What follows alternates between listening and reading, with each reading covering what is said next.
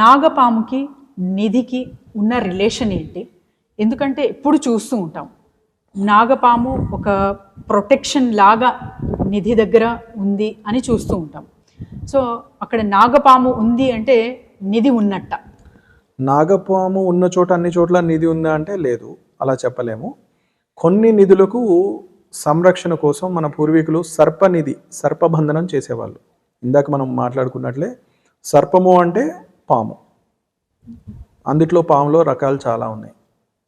ఆ సర్పాల్లో 9 జాతులు చాలా భయంకరమైన విషానకమైన ఉన్నాయి. వాటిల్లో ఒక దాంతో బంధనం చేయబడి ఉంటుంది. ఆ బంధనం చేసినటువంటి సర్పం ఏదైతే ఉందో చిక్కి శల్యమైన అయిపోతుంది. అంటే అతి తిండి లేకుండా ఉంటుంది, కానీ దాని నిధిని కాపాడుతూ ఉండడమే దాని యొక్క పరమ ధర్మము. ఆ విధంగా ఉంటూ అది ఆ నిధిని ప్రొటెక్ట్ చేస్తూ ఉంటుంది. సంబంధం అంటే ఇంతే, అది సర్పనిధి కాబట్టి దానికి సర్పమంత్రంతో దాన్ని బంధింపబడి ఉంటుంది. అదే సర్పనిధి, అందుకే వాటికి అనుసంధానమై ఉంటాయి రెండు.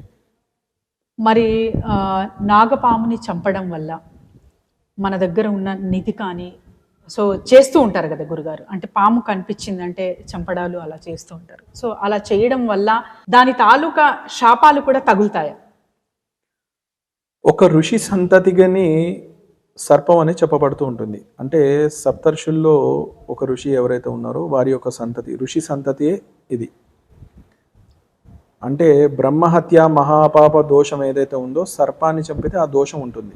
నిధి కోసం చంపితే దోషం ఉంది అనేది పక్కన పెడితే, ఏ సర్పాన్ని సంహారం చేసినా, అంటే నాగుపాముని, మీరు పామును చూసినట్లయితే పడగ విప్పి ఉంటుంది, దాని మీద కృష్ణ పాదాలు ఉంటాయి.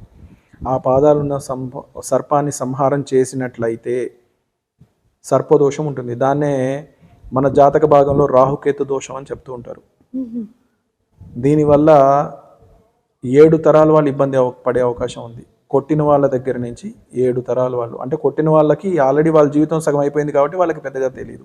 అందుకే పూర్వం జ్యోతిషం అంటే జాతకం చూసే వాళ్ళు చెప్పేవాళ్ళు, ఇటు 7 తరాలు చూసి వివాహం చేయండి అని. ఎందుకని? ఏదన్నా దోషం ఉంటే అది 7 తరాలు ఆపాదింపబడుతుంది. అలా సర్పదోషం 7 తరాలు ఉంటుంది. మంచి శక్తివంతమైన సర్పాన్ని సంహారం చేస్తే సంహారం చేసిన మొదటి వ్యక్తి ఆయన అక్కడికక్కడే కాలం చేస్తారు. మళ్ళీ వాళ్ళ కుటుంబం అధఃపాతాలానికి వెళ్ళిపోతుంది. చాలా నష్టాలు కలుగుతాయి. ఎందుకంటే నా అనుభవంలో, నేను జ్యోతిష్యం చూస్తున్న వాళ్ళల్లో అన్నీ ఉండి అనుభవించలేని వాళ్ళు చాలా ఉన్నారు. సర్ప సంహారం చేసి చెప్పినా కూడా మూర్ఖత్వంగా సంహారం చేసిన వాళ్ళు ఉన్నారు, ఫలితం అనుభవిస్తున్నారు ఇప్పుడు. అంటే రకరకాల రుగ్మతలు ఉంటాయి. అంటే నేత్ర సంబంధిత వ్యాధులు ఉన్న వాళ్ళు ఉన్నారు, కర్ణ సంబంధిత వ్యాధులు ఉన్న వాళ్ళు ఉన్నారు, అన్నీ ఉండి వివాహం కాని వాళ్ళు ఉన్నారు, సంతానం లేని వాళ్ళు ఉన్నారు. ఆస్తి మీరు ఒక తరాన్ని చూస్తే వాళ్ళు గొప్ప ఉన్నత వంశంలో ఉంటారు, మరి వాళ్ళు మరుసటి తరం వచ్చేటప్పటికి అసలు ఏమీ లేకుండా పోయిన వాళ్ళు ఉన్నారు. కారణం ఏంటి అంటే ఏమీ తెలియదు, ఈ సర్ప సంహారం వల్ల.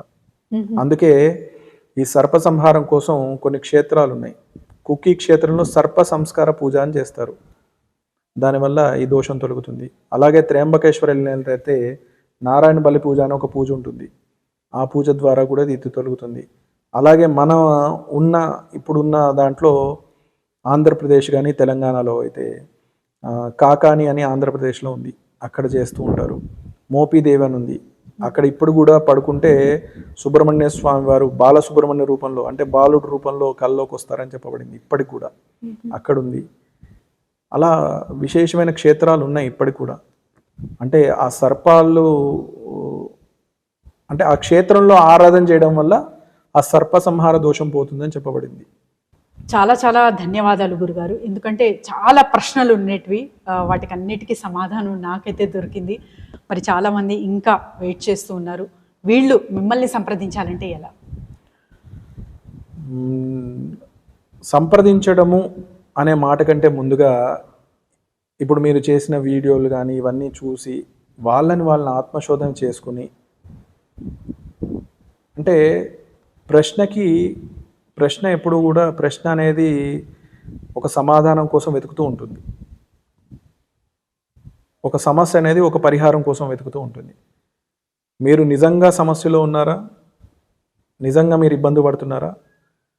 ఇవన్నీ కూడా వాళ్ళు ఆత్మమీమాంస చేసుకోవాలి. మొదటి విషయం.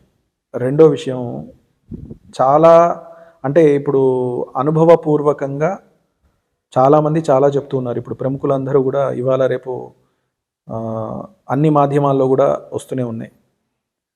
మరి మీ అందరూ ఉన్నారు, మరి నాదేంటి అంటే నేను చెప్పేది ఒకటే ఒక విషయం. మనం దైవీకంగా దైవారాధన అంటే ఒక తత్వాన్ని ఎప్పుడైతే మనం నమ్ముకున్నామో, తత్వారాధనలో మనం ఉంటామో, సరైన మార్గాన్ని మనం పొందగలం. అటువంటి ఆలోచన, సదాలోచన, సత్సంకల్పంతో ఉన్నట్లయితే కింద స్క్రోల్ అవుతున్న నెంబర్ ఉంది, వారిని సంప్రదించవచ్చు.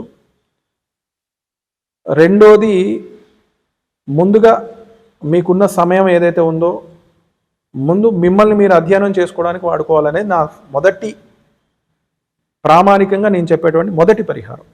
ధన్యవాదాలు గురుగారు. శుభం భూయాత్.